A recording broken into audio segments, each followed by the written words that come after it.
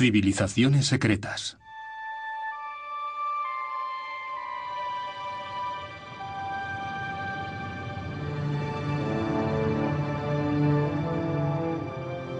En el corazón de la América Central, entre el Golfo de México y el Mar Caribe, se extiende una selva intrincada. Un universo hostil, exuberante y extremo. Hoy los campesinos que viven aquí mantienen una lucha constante contra la selva para extraer algunos recursos de este infierno verde. Aún así, entre los siglos III y X, una de las civilizaciones más brillantes de la historia de la humanidad consiguió florecer aquí: los mayas. Ellos crearon una sociedad refinada y construyeron edificios impresionantes. Pero, ¿quiénes eran? ¿Cómo se organizaron para vivir y prosperar en esta jungla? ¿Quiénes fueron sus reyes y sus dioses? Y tras alcanzar esos logros, ¿por qué cayeron en desgracia tan repentinamente?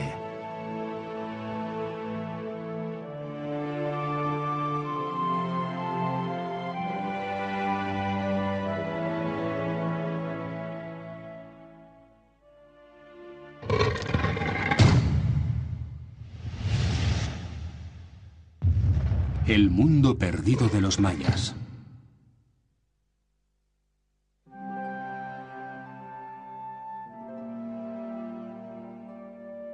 En el siglo VIII, en su apogeo, la civilización maya se extendía por un área que cubría toda la península del Yucatán, el estado de Chiapas, en México, Belice y Guatemala. Cuando los españoles llegaron en el siglo XVI, exploraron ampliamente la zona, pero no consiguieron averiguar nada acerca de los mayas. Los indígenas hablaban de ciudades en la selva, el hogar de sus dioses, pero nadie se tomó en serio aquellas historias.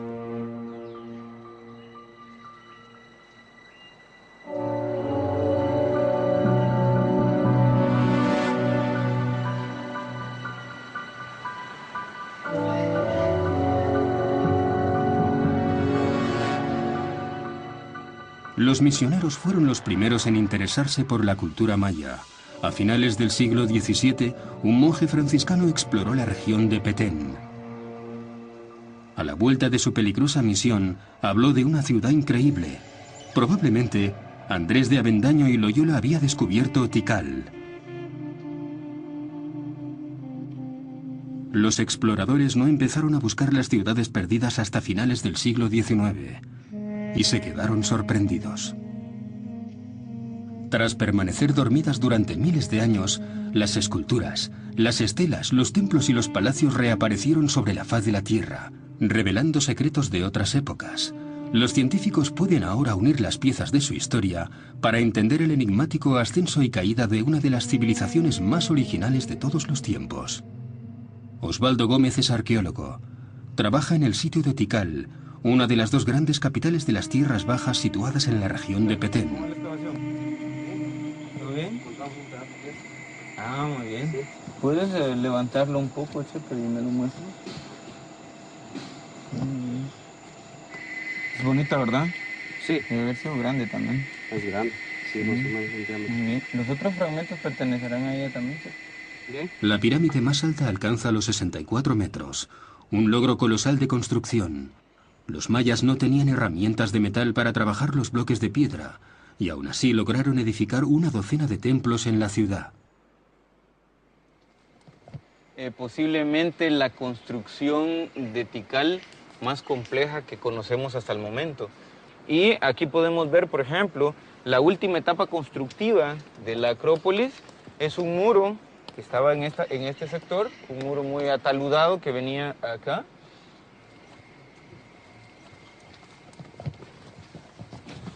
La Acrópolis del norte llegaba hasta esta pared. Hay un muro muy ataludado con este zócalo hundido, que forma esta pequeña cornisa acá.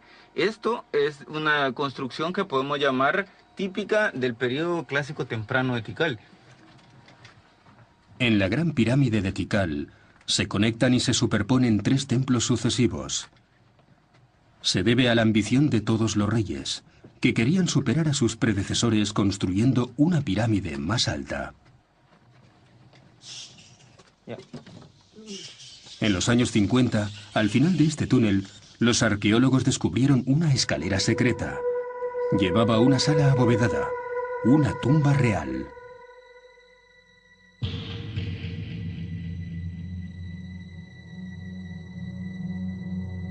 En el interior estaba el esqueleto de un hombre cubierto con joyas de jade, símbolo maya de vida e inmortalidad. Era la tumba del rey Asau Chan Kawil, que gobernó Tikal hasta el 734 después de Cristo.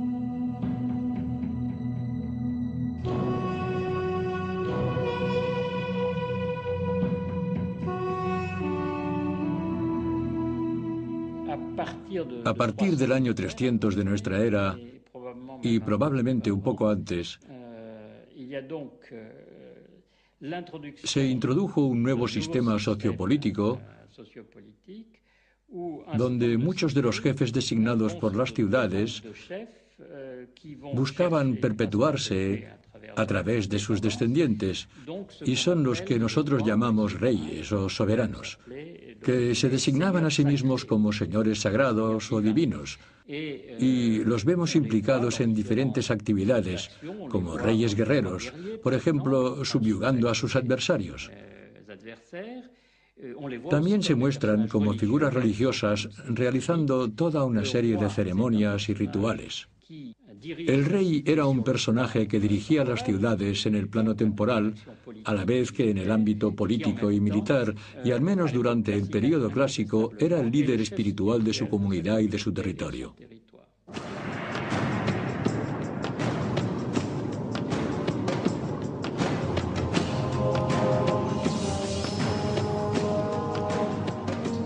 En cada ciudad principal, el rey, equiparado a un dios, cargaba con la responsabilidad de mantener el buen funcionamiento del universo. Las estelas, los bajorrelieves en los templos y las tapas de los sarcófagos nos permiten saber más sobre esas figuras que organizaron su propio culto. Buscaron los mejores artistas para dejar plasmada su leyenda.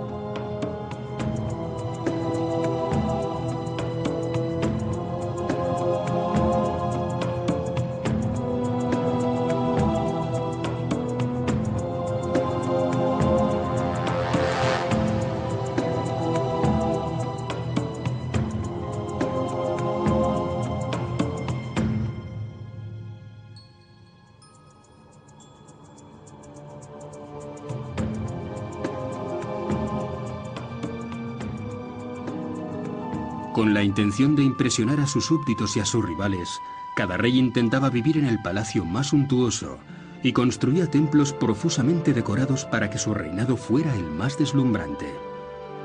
En el mundo maya había una ciudad cultural, pero no política. Las ciudades importantes eran independientes y desarrollaban su propia identidad y características. Después de que se inventara y se desarrollara el sistema de realeza sagrada, la tendencia fue la creación de lo que, por las referencias que tenemos, llamaríamos ciudades-estado según la terminología occidental. Pero esas ciudades-estado estaban lejos de ser estables.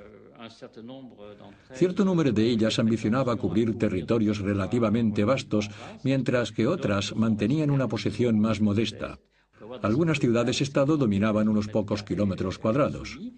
Otras, y este es el caso de las dos más notables, Tikal y Calakmul, albergaban grandes pretensiones en relación al dominio territorial. De hecho, entraron en conflicto entre ellas. El mundo maya clásico incluía hasta 70 ciudades-estado independientes, quizá más, que luchaban entre ellas o mantenían alianzas. Cada ciudad-estado tenía que organizar sus propios asuntos para cubrir sus necesidades. De las ciudades mayas tan solo se han conservado el centro, con las resistencias del rey, la aristocracia, los sacerdotes y los soldados.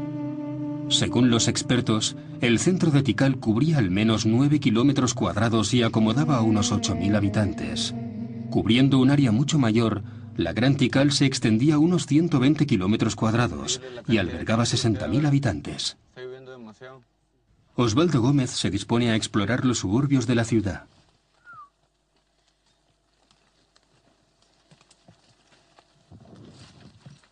Las zonas residenciales se extendían bastantes kilómetros hacia las afueras de las ciudades. Los campesinos vivían en casas sencillas. Sí, hay mucha cerámica. Un montón de estructuras, hay miles de estructuras que ahora los arqueólogos entendemos y llamamos estructuras no visibles, porque no son perceptibles al ojo humano, porque no sobrepasan los 20 o 30 centímetros de altura. Actualmente es difícil apreciar la gran extensión de estas áreas suburbanas, donde las edificaciones sencillas han desaparecido prácticamente.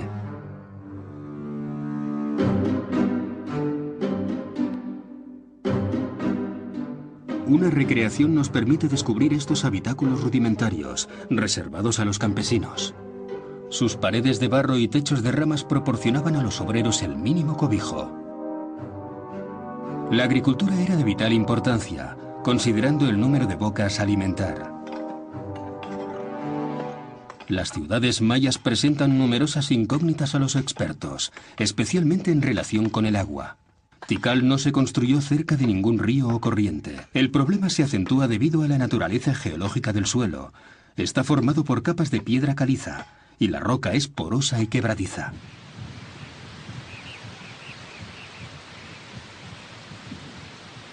Las lluvias son abundantes en esta región tropical durante los meses de la estación húmeda.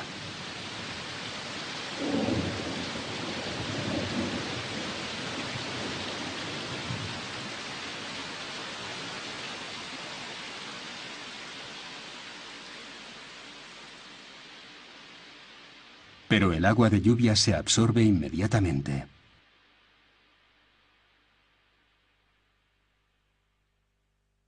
Vernon Scarborough, profesor de la Universidad de Cincinnati, Estados Unidos, es uno de los muchos arqueólogos que estudian la relación entre las civilizaciones y su entorno natural.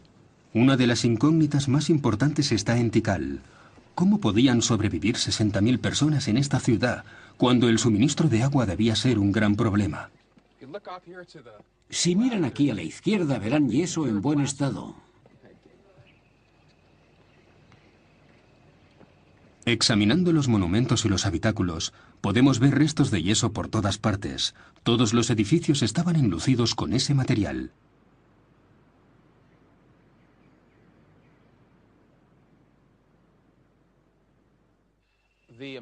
La cantidad de yeso utilizado en Tikal era considerable. Yo creo que todos los edificios que aún se pueden ver fueron cubiertos de yeso y luego pintados. Además, lo empleaban en todas las plazas, patios y tejados, y se empleaba una enorme cantidad de yeso para impermeabilizar las viviendas. Y esa impermeabilización permitía recoger el agua, y a la vez impedía que el agua se filtrase en el subsuelo. Hay que tener en cuenta que estamos en una región en que abunda la piedra calcárea, muy porosa y fracturada. Esas capas de yeso han sido eliminadas recientemente. Su grosor, de unos 7 centímetros, debió proporcionar un efectivo revestimiento impermeable. Su uso, además, hacía los edificios resistentes al agua y protegía a los habitantes de fugas de agua y filtraciones. La presencia de pigmentos rojos es notable también. Muchos muros y fachadas estaban pintados de ese color.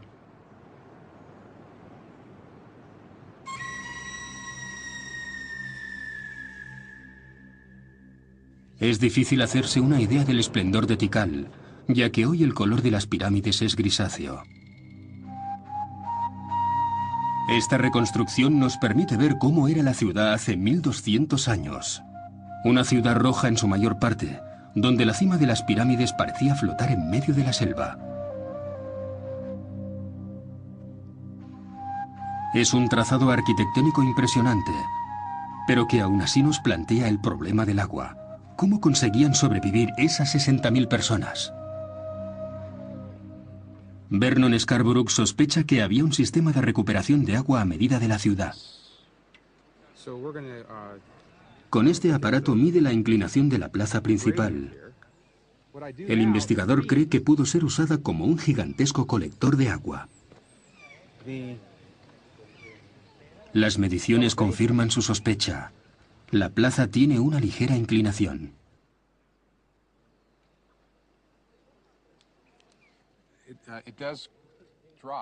Va bajando y donde nosotros estamos hay casi 1 metro más de altura.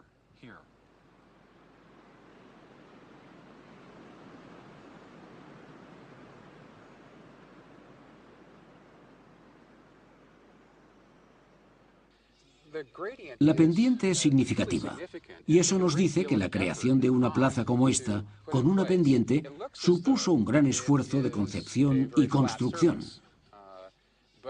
A primera vista, parece que es una superficie plana, pero no es así. Es una ligera pendiente que permite que el agua se deslice durante la estación lluviosa. Está hecha deliberadamente y construida con mucha precisión.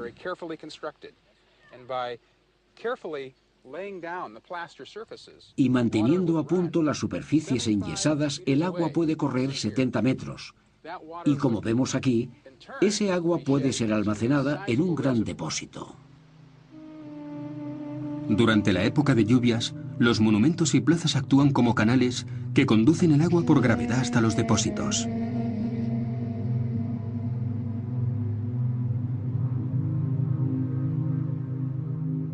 Todo esto representa un verdadero logro en términos de urbanismo y adaptación al medio. Pero el ingenio de los mayas respecto a la gestión de suministros no termina aquí. A los arqueólogos les esperan más sorpresas.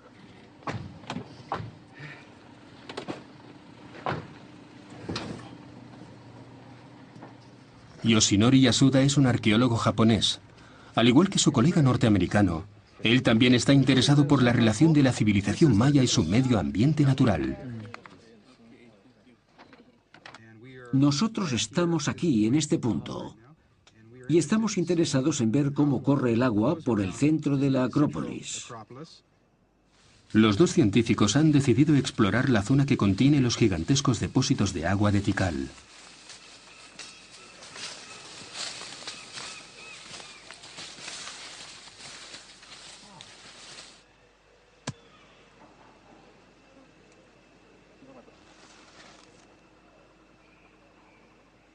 Un análisis del suelo de los lugares de almacenamiento proporciona más información sobre cómo se usaban.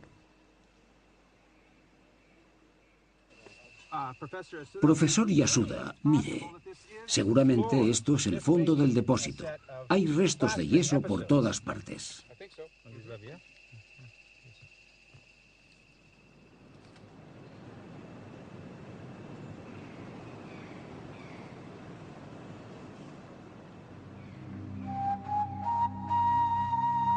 Investigaciones recientes han revelado la presencia de no uno, sino de 3 depósitos distintos por debajo de la ciudad, alineados con la plaza principal.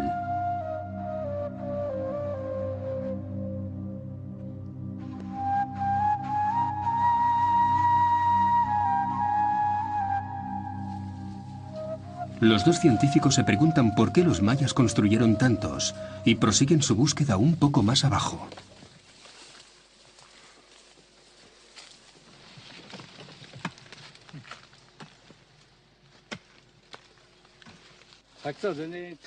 Aquí el color de la tierra es ligeramente diferente a la del depósito de más arriba.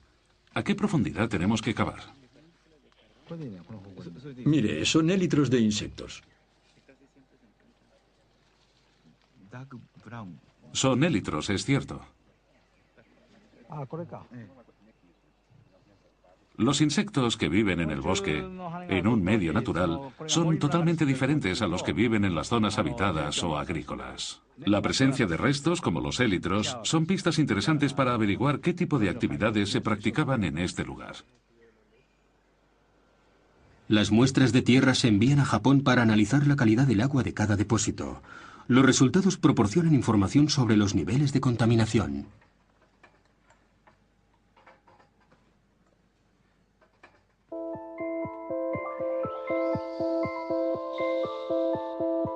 Los resultados son claros. El depósito cercano a la ciudad estaba lleno de agua limpia, pero los inferiores contenían aguas residuales. Otro punto interesante es que los élitros de los insectos pertenecen a una especie de gorgojo, un parásito que ataca los cultivos.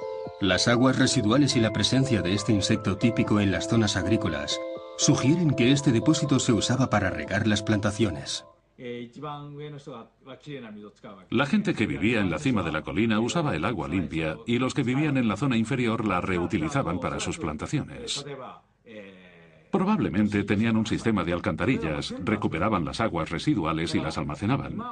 Actualmente descartamos el agua que utilizamos, pero los antiguos mayas no lo hacían, reciclaban el agua. Era una manera ingeniosa de conservar los recursos y evitar la polución, y poder abastecer a una población de varios millares de personas.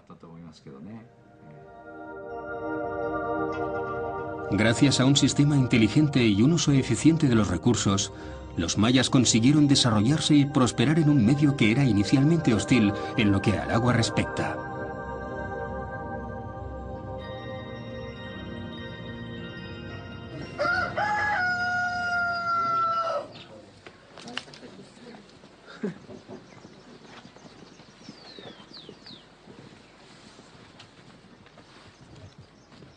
Actualmente, los descendientes de los antiguos mayas continúan cultivando de una manera similar a sus ancestros.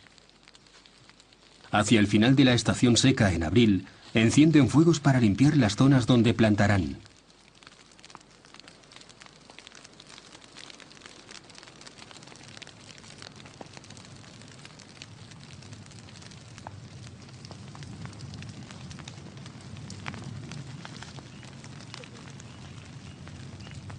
Talar y quemar es una técnica que está perfectamente adaptada al cultivo en un ambiente tropical con recursos limitados.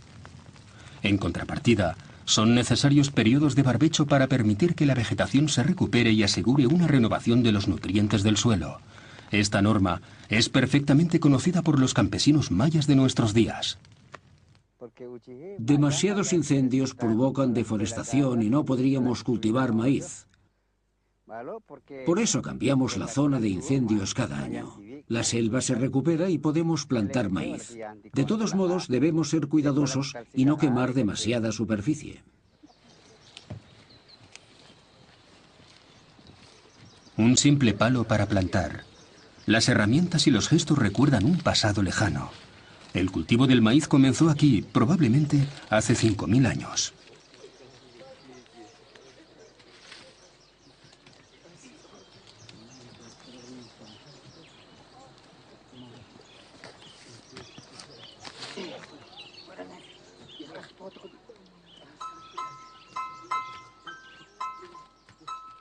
Originalmente, la planta solo producía unas pequeñas panuchas, que daban unos cuantos granos. Seleccionando y cruzando los granos más grandes y mejor formados, los pueblos de la zona consiguieron el maíz que conocemos hoy.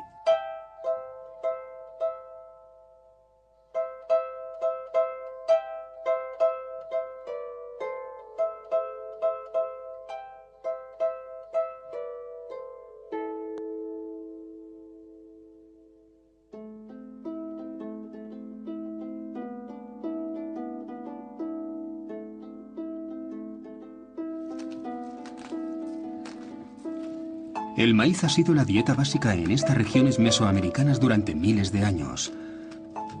Las mazorcas se pueden consumir enteras porque durante algunas semanas se conservan tiernas.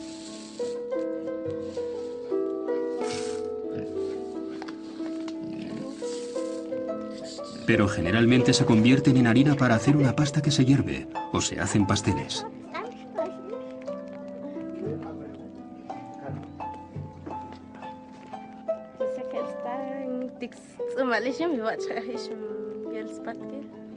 El maíz fue llevado a Europa por primera vez por los conquistadores, que lo llamaron trigo de Indias.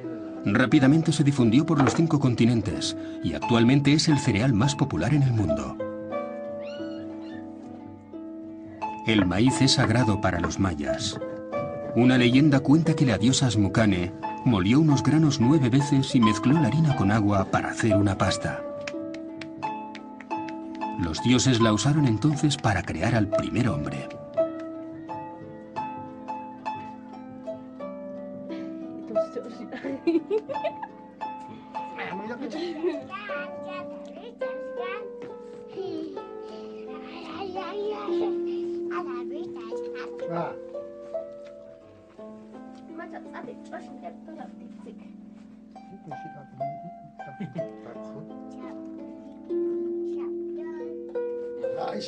Somos los hijos del maíz.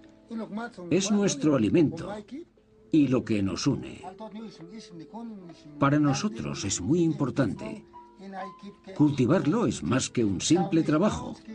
Es nuestra vida. Una historia compartida, un deseo compartido de vivir en esta selva. Los mayas de hoy y los de ayer parecen estar conectados. Pero solo unas pocas comunidades subsisten actualmente y la resplandeciente civilización que floreció en el siglo VIII ya no existe.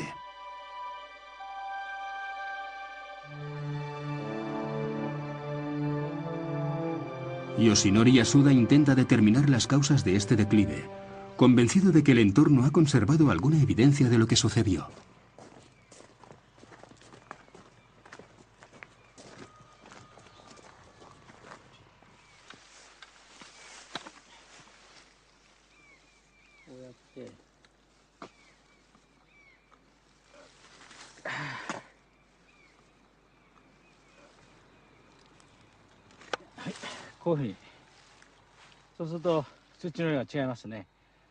Como se puede ver, la tierra es de diferentes colores en función del periodo. Son restos de lo que se encontraba en aquellos momentos en la atmósfera y cayeron a la tierra. Los cambios en el entorno están claramente definidos en este terreno y tenemos que descifrarlos.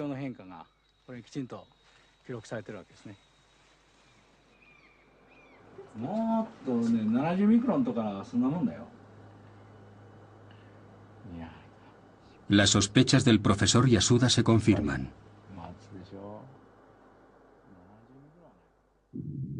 En el siglo VIII, numerosas variedades de polen desaparecieron, especialmente de diferentes árboles. El periodo se extinguió por una deforestación masiva alrededor de Tikal para poder alimentar a una creciente población.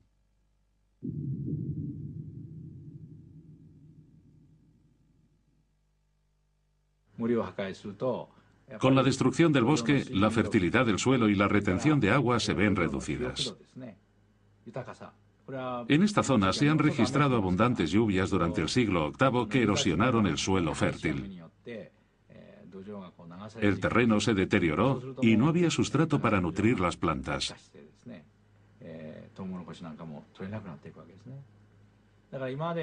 La civilización maya, que había disfrutado de una gran prosperidad, vio decrecer rápidamente su producción agrícola. Y al mismo tiempo aumentó la población, y enseguida se produjo una escasez de alimentos.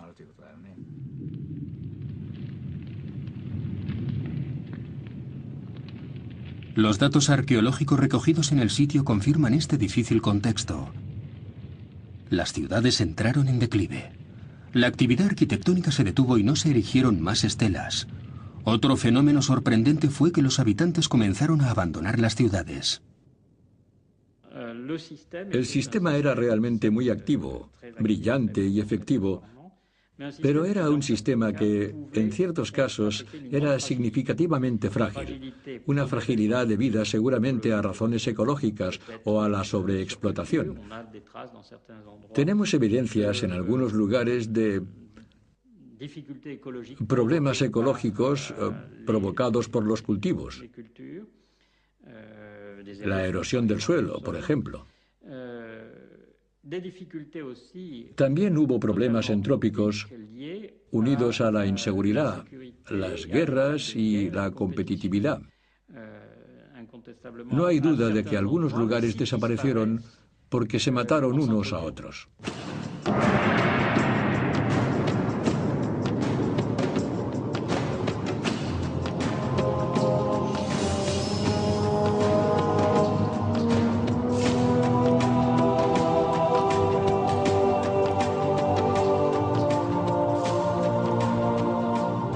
La rivalidad entre estados solo hizo que empeorar la situación. Contrariamente a lo que los científicos creían al principio de sus estudios, los mayas estaban constantemente en guerra.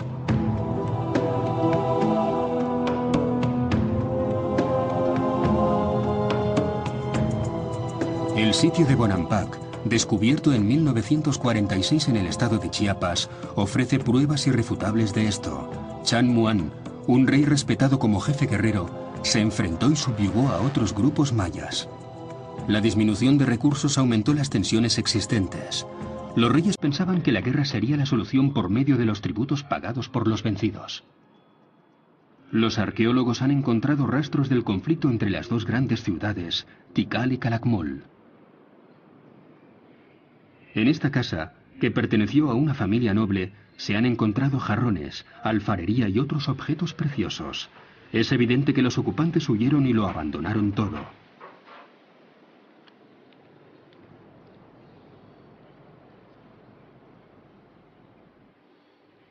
Esto es lo que parece raro en esta excavación, que los fragmentos de cerámica sean tan grandes, porque si la gente hubiese continuado viviendo en este edificio, es poco probable que estuvieran caminando sobre toda esta cantidad de cerámica. Es lamentable que se haya perdido toda la información que debió haber guardado la enorme ciudad de Tikal. Es un tanto frustrante ver que una ciudad que luego que sobrevivió 1800 años, de repente termine tan abruptamente como posiblemente terminó Tikal. En algunas ciudades, la situación era tan mala que los dirigentes emprendieron la huida, abandonando a la población a su destino. El mundo maya cayó progresivamente en el caos. Los líderes, que eran los responsables de la fertilidad y de mantener el mundo en funcionamiento, fueron las primeras víctimas porque ya no fueron capaces de asegurar la supervivencia de su grupo y, en definitiva, el colapso de la civilización maya fue principalmente el colapso de su élite, de la gente que los dirigía y que eran los responsables de todos los proyectos principales. Entre el 760 y 909 de nuestra era, la mayoría de las ciudades mayas fueron abandonadas. Los templos y los palacios se cubrieron de lianas, y la vegetación ocultó los antiguos caminos. Una buena parte de aquel viejo mundo fue reclamado por la selva.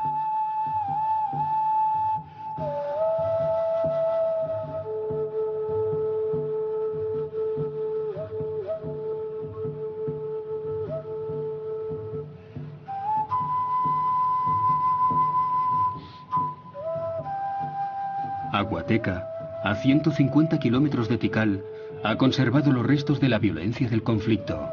Hay una pirámide en plena construcción que no se terminó.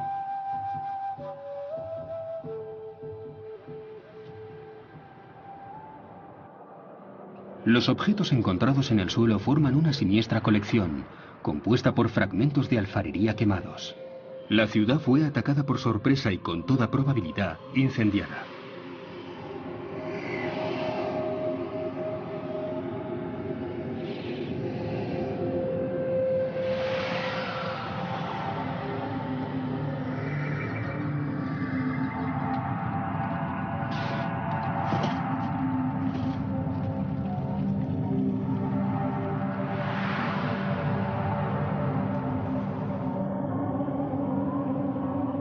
En los siglos IX y X, los mayas de las tierras bajas entraron en un acusado declive.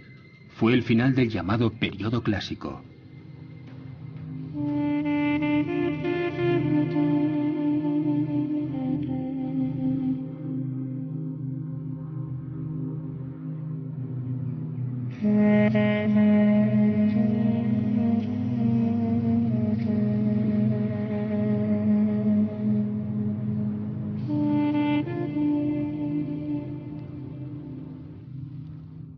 Sin embargo, prosperaron las ciudades de la península del Yucatán, coincidiendo con la aparición de un nuevo mundo. Alrededor del año 1000 apareció una nueva civilización con influencias de los mayas y los toltecas. Los recién llegados, llamados Itzás en algunos textos mayas, establecieron su capital en la ciudad de Chichén, conocida actualmente con el nombre de Chichén Itzá.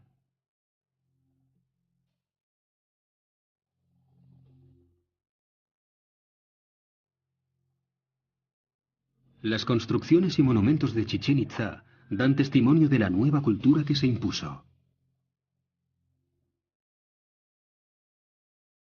Con 30 metros de altura, el castillo es el monumento más importante de Chichén Itzá. Tiene forma de pirámide con 9 niveles, típicamente maya, coronada por un templo rectangular. Dentro de la nueva sociedad que ocupó el lugar, se confirma la influencia de un número de grupos guerreros que anteriormente no se habían visto y se crearon nuevas prácticas religiosas en las que se realizaban sacrificios. Hay muchas representaciones de sacrificios. Tal vez hubo cambios en las creencias referentes a la muerte. Hay una serie de imágenes que describen nuevos personajes y en una posición predominante está la serpiente emplumada. Se impuso un nuevo culto religioso, el culto al dios Quetzalcóatl, la serpiente emplumada, que los mayas llamaban Kukulcán y que, según una antigua leyenda conocida por todos los pueblos de la región, volvería un día por mar después de un largo exilio. El castillo fue construido respetando ciertos elementos astronómicos y del calendario. Tiene 91 escalones en cada lado, sumando 364 en total. Si añadimos la plataforma superior, tenemos 365, el número de días del calendario solar. Durante los equinoccios de primavera y otoño, la sombra proyectada en la escalinata parece dar vida a la serpiente de la escalera de la cara norte.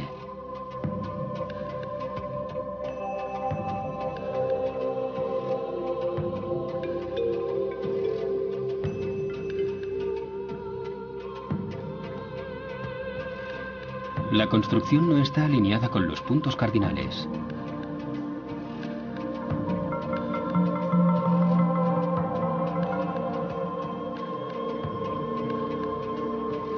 Si se hubiera respetado esa norma, no se produciría el fenómeno de la iluminación de la serpiente emplumada. La pirámide está girada a 17 grados.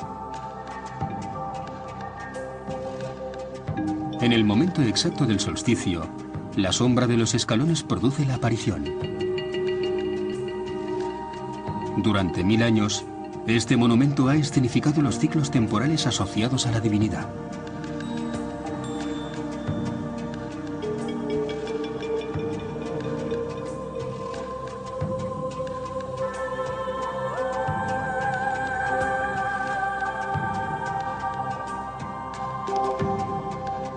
La región del Yucatán es bien conocida por la presencia de cenotes, grandes pozos que constituyen una reserva natural de agua potable. Chichén Itzá fue construida cerca de varios de esos pozos. Tienen un inmenso valor. El territorio del Yucatán es calizo y árido, y escasea el agua. Actualmente, los grandes cenotes que forman piscinas naturales son muy apreciados para actividades de ocio, pero hace algunos siglos esos pozos eran sagrados.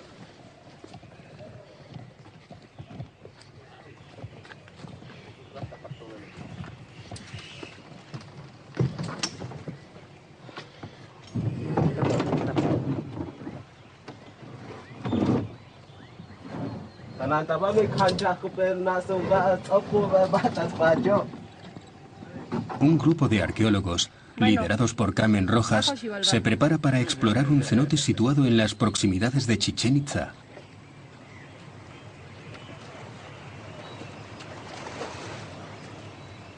El mundo subterráneo, el inframundo, era sagrado para los mayas. Era el hogar de los dioses, y las cuevas eran veneradas. Este cenote era un lugar de ceremonias.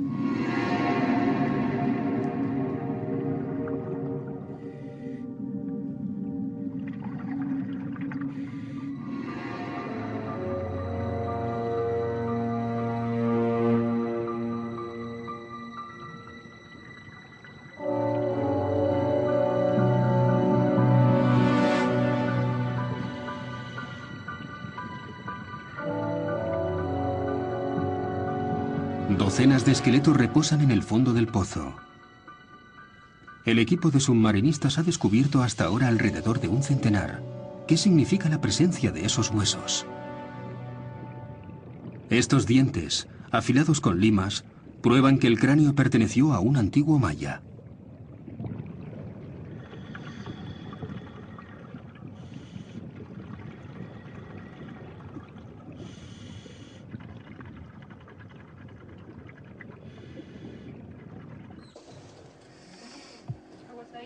Ahora sí, despacito aquí. Otro.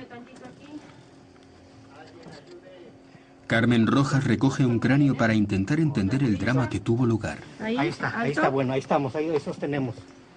Ahí sostenemos. Estoy. Estás ahí, no te preocupes. No lo ves por este elemento que tenemos aquí. Veríamos marcas de descarnamiento y es lo que encontraron en Chichén Itzá. Exactamente. Pero pues es que ver marca de decapitación, pues no. Entonces, sí. Los mayas practicaban sacrificios humanos. En Chichén Itzá, bajo la influencia tolteca, tomaron una naturaleza mucho más sistemática. El análisis de los huesos no ayuda a saber más acerca de los sacrificios rituales. Los esqueletos pertenecen habitualmente a niños y adolescentes, apreciados como ofrendas puras a los dioses. Las marcas muestran que fueron golpeados violentamente antes de ser lanzados al pozo. En este cenote sagrado se celebraban ceremonias en honor a Chak, el dios de la lluvia.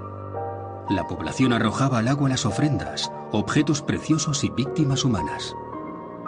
Nosotros creemos que los sacrificios humanos pudiesen estar relacionados a solicitar lluvia, porque los mayas enfrentaron varias sequías muy importantes. Sobre todo los mayas del norte de la península de Yucatán vivían con sequías que retornaban cada año o que eran común en periodos cortos de tiempo.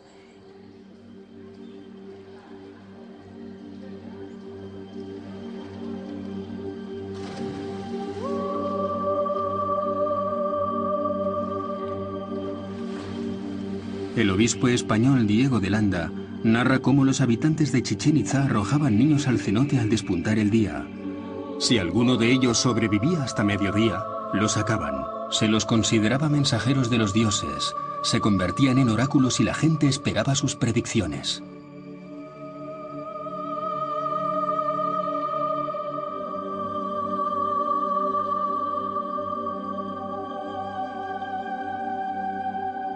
Chichén Itzá tiene otro monumento notable, construido en el siglo XI. Este edificio es un observatorio astronómico. Se usaba para observar el cielo gracias a sus 360 grados de visión.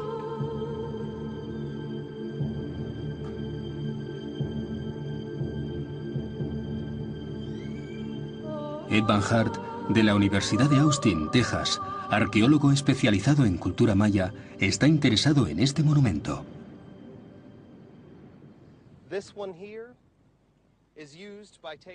Esto se usaba para trazar una línea con los ángulos interiores y exteriores de la ventana. Alineándolos así, el sol entraba de este a oeste en el momento del equinoccio, lo que ocurre exactamente hoy. Si nos movemos 27 grados, estamos enfocados directamente al lugar por donde Venus sale en el punto más septentrional del horizonte.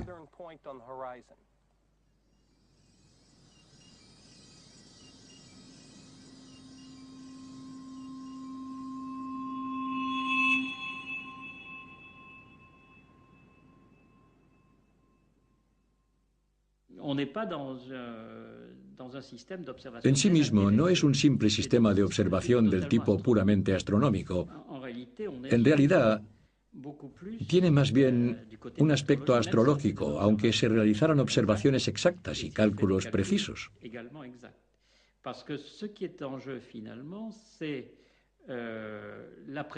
Lo que se planteaban era predecir el futuro, observando los sucesos actuales y pasados, con la intención de imaginar lo que pasaría mañana, e integraban todos esos hechos en ciclos, porque para ellos, la visión del tiempo, lo que se planteaban, era igual que para otros pueblos centroamericanos, era totalmente cíclico. Creían que ciertos ciclos tendían a repetirse,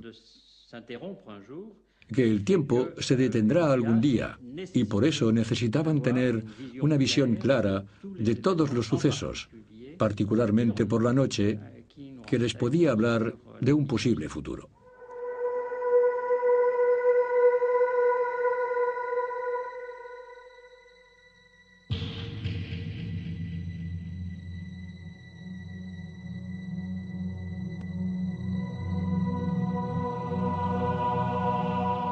Los sacerdotes mayas intentaban anticipar incidentes y accidentes históricos gracias a las conjunciones estelares y planetarias. Cuando veían condiciones desfavorables, suplicaban la clemencia de los dioses ofreciéndoles sacrificios. Pero los dioses no les escuchaban y la historia se repetía obstinadamente. Algunos siglos después del colapso del imperio de los mayas de las Tierras Bajas, Chichén Itzá y toda la península del Yucatán también se hundieron en el caos. Al final del siglo XV, el Yucatán se sumió en un marasmo. Una multitud de pequeños reinos entraron en constantes guerras. Muchas de las ciudades quedaron reducidas a ruinas y sus habitantes buscaron refugio en poblaciones lejanas. Y lo mismo que hallaron las ciudades de las Tierras Bajas centrales, los exploradores del siglo XV descubrieron ciudades magníficas y espléndidas, invadidas por la vegetación, abandonadas y sin siquiera un nombre. En la era clásica, los mayas tenían un calendario parecido al nuestro y calcularon el tiempo a partir de una fecha de inicio. La fecha original, que se pierde en la noche de los tiempos, era el 3113 a.C., y había una sucesión de períodos que estaban interconectados, ya que eran múltiplos unos de otros, y esta sucesión debe tener un final.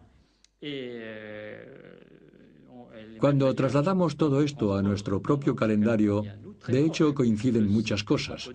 El ciclo que los mayas clásicos calcularon se supone que acaba en 2012. Así que probablemente es el año que se acabará el mundo según los mayas del período clásico.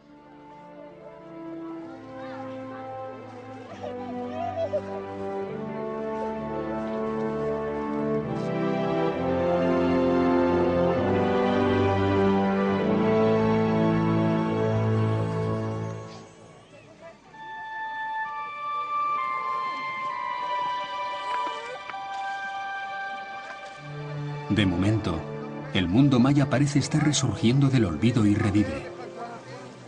En México y Guatemala, algunas comunidades están reviviendo sus tradiciones y creencias ancestrales.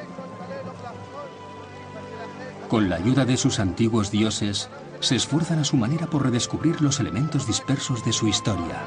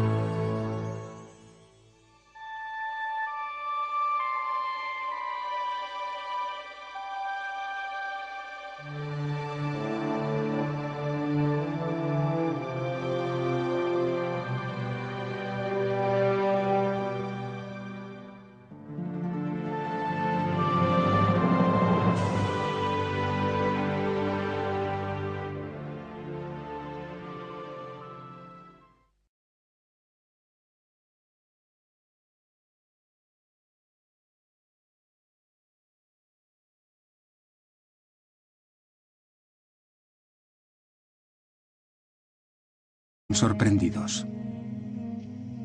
Tras permanecer dormidas durante miles de años, las esculturas, las estelas, los templos y los palacios reaparecieron sobre la faz de la Tierra, revelando secretos de otras épocas.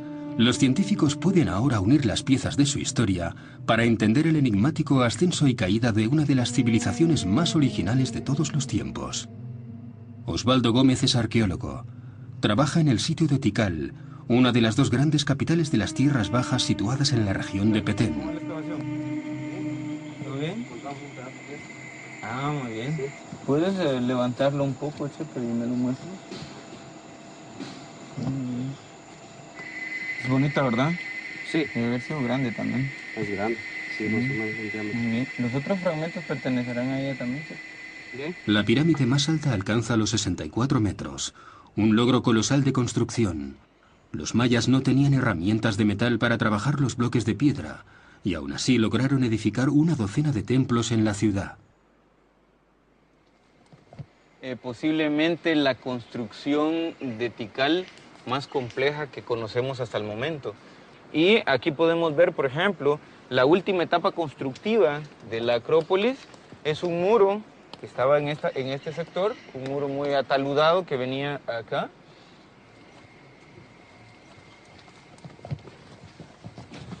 La Acrópolis del norte llegaba hasta esta pared. Hay un muro muy ataludado con este zócalo hundido, ¿eh?, que forma esta pequeña...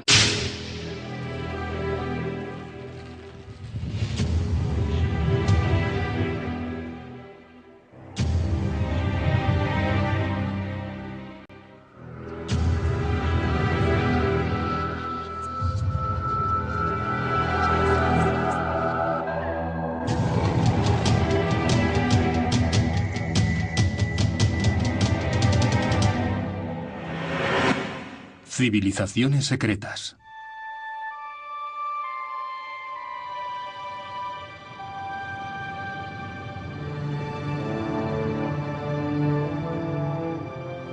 En el corazón de la América Central, entre el Golfo de México y el Mar Caribe, se extiende una selva intrincada. Un universo hostil, exuberante y extremo. Hoy los campesinos que viven aquí mantienen una lucha constante contra la selva para extraer algunos recursos de este infierno verde. Aún así, entre los siglos III y X, una de las civilizaciones más brillantes de la historia de la humanidad consiguió florecer aquí: los mayas. Ellos crearon una sociedad refinada y construyeron edificios impresionantes. Pero, ¿quiénes eran? ¿Cómo se organizaron para vivir y prosperar en esta jungla? ¿Quiénes fueron sus reyes y sus dioses? Y tras alcanzar esos logros, ¿por qué cayeron en desgracia tan repentinamente?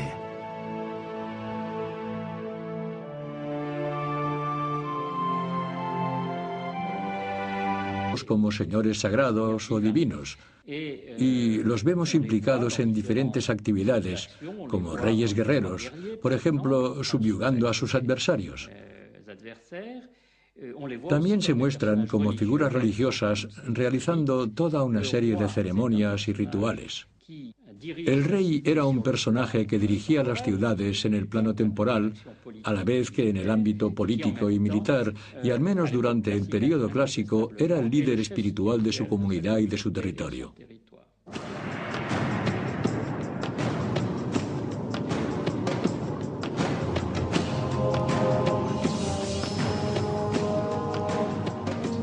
En cada ciudad principal, el rey, equiparado a un dios, cargaba con la responsabilidad de mantener el buen funcionamiento del universo. Las estelas, los bajorrelieves en los templos y las tapas de los sarcófagos nos permiten saber más sobre esas figuras que organizaron su propio culto. Buscaron los mejores artistas para dejar plasmada su leyenda.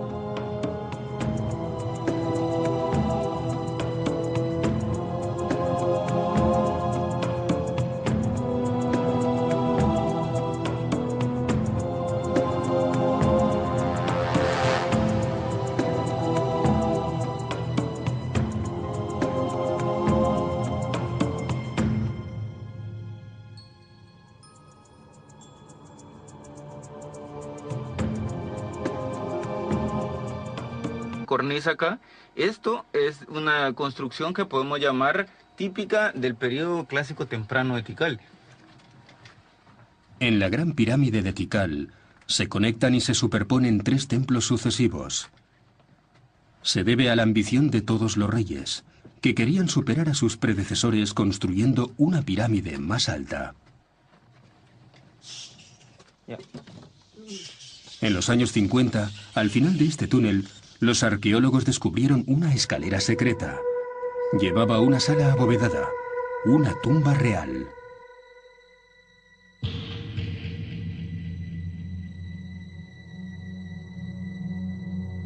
En el interior estaba el esqueleto de un hombre cubierto con joyas de jade, símbolo maya de vida e inmortalidad.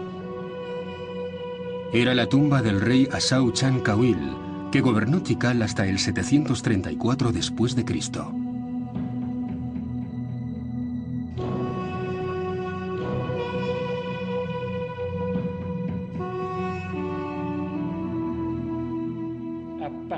A partir del año 300 de nuestra era, y probablemente un poco antes, se introdujo un nuevo sistema sociopolítico donde muchos de los jefes designados por las ciudades buscaban perpetuarse a través de sus descendientes, y son los que nosotros llamamos reyes o soberanos, que se designaban a sí mismos.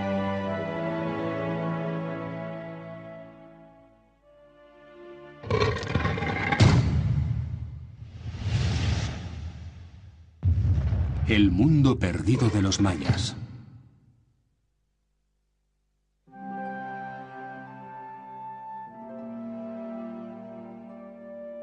En el siglo VIII, en su apogeo, la civilización maya se extendía por un área que cubría toda la península del Yucatán, el estado de Chiapas, en México, Belice y Guatemala.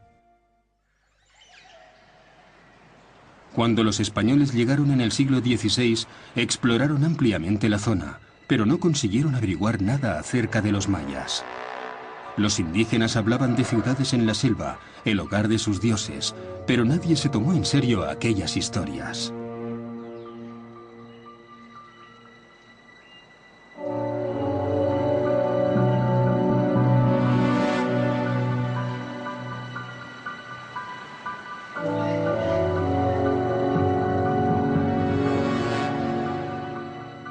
Los misioneros fueron los primeros en interesarse por la cultura maya.